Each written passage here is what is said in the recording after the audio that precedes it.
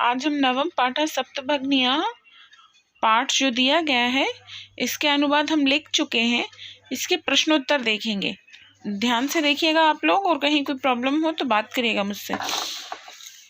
उच्चारण कुरुता में सिर्फ हमें उच्चारण करना है, क्योंकि ये कठिन शब्द दिए गए हैं। इनको पढ़ने से हमारी जो संस्कृत पढ़ने की क्षमता है वो बढ़ जाएगी। दूसरा जो दिया है, प्रश्नानाम उत्तराणी एक पदेन लिखता, मतलब हमें इनके जो प्रश्न दिए हैं उनके एक पद में आंसर लिखना है। एक पद मतलब एक शब्द में। अस्माक देशे कति राज्यानि सन्ति, तो इधर लिखना है अष्टविस्ति। दूसरे में का के कति के स्थान पर लिखना है। दूसरे में का के स्थान पर लिखना है सप्तभग्नियाँ। तीसरे में केसा के स्थान पर लिखना है सप्त राज्यानाम। चौथे में कति के स्थान पर लिखना है सप्त, और पांचवें में कहा के स्थान पर लिखना है वंशोद्योगा। ठीक है। अब ये दिया है प्रश्न क्रमांक तीसरा, इसमें लिखा है पूर्ण वाक्य उत्तरण लिखता। तो इसके उत्तर आप लोग देखिए, मैंने लिखे हुए हैं। भगनी सप्त के कानी राज्यानि सन्ति, मतलब कौन जो 7 बहनें जो राज्य उसमें कौन से राज्य सम्मिलित हैं। तो देखिए मैंने इसका आंसर ये लिखा है, भगनी सप्त के इमी राज्यानि सन्ति अरुणाचल प्रदेश, असम, मणिपुर, मिजोरम, मेघालय, नागालैंड, त्रिपुरा चेती। ठीक है। फिर दूसरा प्रश्न दिया है, इमानी राज्यानि सप्तभग्नियाँ इति किमर्थ कथ्यते। तो इसका आंसर दिया है सामाजिक सांस्कृतिक परिदृश्यानां साम्यात् इमानी राज्यानि उक्तोपाधीन प्रार्थितानि। ठीक है। अब तीसरा प्रश्न इसमें दिया है, सप्तभग्नि प्रदेश से के निवसन्ति। इसका आंसर है सप्तभग्नि प्रदेश से गारो, खासी, नागा, मिजो प्रभृति जनजातियाँ निवसन्ति, मतलब गारा, खासी, नागा और मिजो बहुत सी जनजातियाँ, प्रभृति मतलब बहुत सी जनजातियाँ निवास करती हैं। अब चौथा प्रश्न दिया है, एतत् प्रदेशिका के निष्णाताः सन्ति। तो इसका आंसर है एतत् प्रदेशिका स्वलीला कला भी निष्णाता सन्ति। पांचवा प्रश्न दिया है, वंश वृक्षा वस्तुनाम उद्योग कुत्र क्रियते। तो इसका आंसर है अस्मिन् प्रदेशे वंश वृक्षा निर्मितानि वस्तूनाम उपयोग क्रियते। अब देखना है हमें प्रश्न क्रमांक 4। प्रश्न क्रमांक 4 में लिखा है, रेखांकित पदस्य मृधत्य प्रश्न निर्माण कुरुता, मतलब जो रेखांकित पद दिया हुआ है ये है रेखांकित मतलब जिसको रेखा से अंकित किया गया है, लाइन से खींच के जिसे अंकित किया गया है, चिन्हित किया गया है, उस पद के अनुसार हमें इसको प्रश्न में बदलना है। तो यहाँ से ये इस तरह से भी कह सकते हैं कि यहाँ पे इन्होंने एक सीधा सा आंसर दिया है जिसको हमें प्रश्न में बदलना है। तो स्वदिशस्य के स्थान पर हम लिखेंगे कस्य, सप्तभग्निया के स्थान पर लिखेंगे हम का, और प्रदेश हस्तशिल्पा नाम के स्थान पर लिखेंगे हम केसा, और लास्ट वाला जो दिया है इसमें स्वर्ग दृश्यानि के स्थान पर लिखेंगे की दृश्यानि। ठीक है। अब देखना है प्रश्न क्रमांक 5, जिसमें दिया है यथा निर्देश अनुसार उत्तर लिखता, मतलब निर्देश के अनुसार इसके उत्तर लिखने हैं। तो पहले प्रश्न में इन्होंने पूछा है, महोदय मैं भग्नि कथति अत मैं इति सर्वनाम पदत कथे प्रयुक्तम।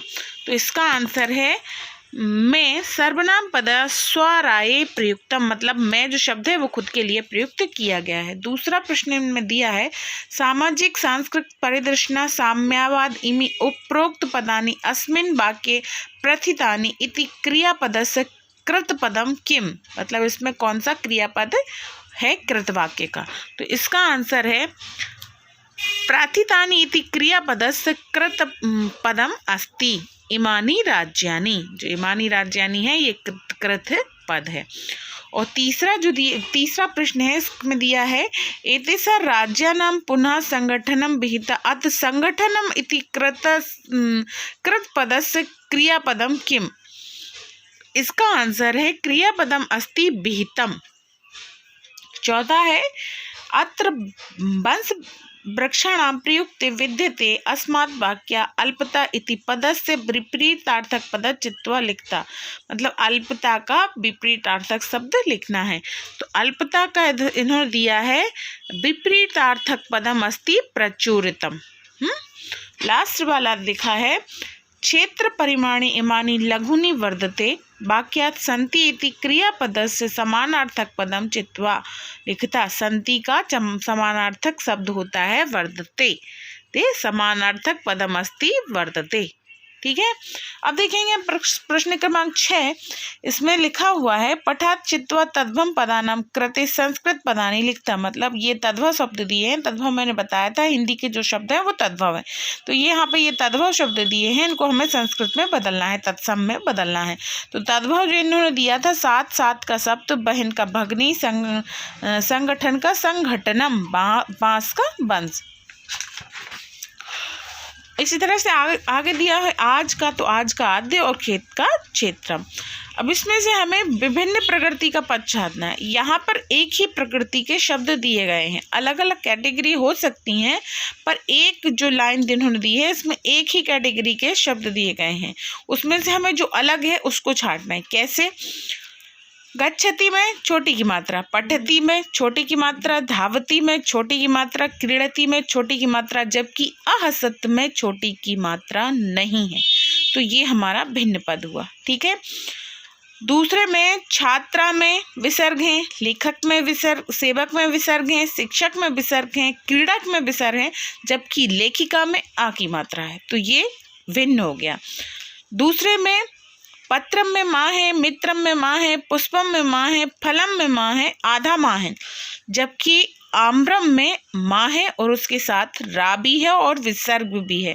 ये पूर्णतः पृथक है इससे। ठीक है। अब देखना है यहाँ पर व्याघ्र, भालू, गजा, शाखा, वृषभ, सिंह, इसमें से कपोत भिन्न है। कैसे? कपोत क्या होता है? कबूतर। कबूतर क्या हुआ? एक पक्षी, जबकि ये सारे एक ही कैटेगरी के हैं। अब देखना है हमें लास्ट वाला पृथ्वी, वसुधरा, धरती और वसुधा। ये क्या है? पृथ्वी के पर्यायवाची, मतलब एक से शब्द है उसके। पृथ्वी माने भी पृथ्वी, वसुंधरा माने भी पृथ्वी, धात्री माने भी पृथ्वी और वसुधा माने भी पृथ्वी, जबकि यानम पृथक है। ठीक है। अब इसी तरह से दिया है इन्होंने अगला प्रश्न क्रमांक 7, इसमें दिया है विशेष विशेषण नाम उचित पेलम कुरुता। मतलब जो इससे उचित तरीके से मेल कर रहा है उसको लिखना है। तो अयम को हम प्रदेशा से मिला देंगे, संस्कृत विशेषतायाम को भारत भूमि से मिला देंगे, महत्वधानी को हम संस्कृति से मिला देंगे, प्राचीन को हम इतिहास से मिला देंगे और एका को हम समवाया से मिला देंगे। ये चैप्टर हमारा ख़त्म हो गया है यहाँ पर। और कोई भी प्रॉब्लम हो आपको तो बात कर लेना मुझसे।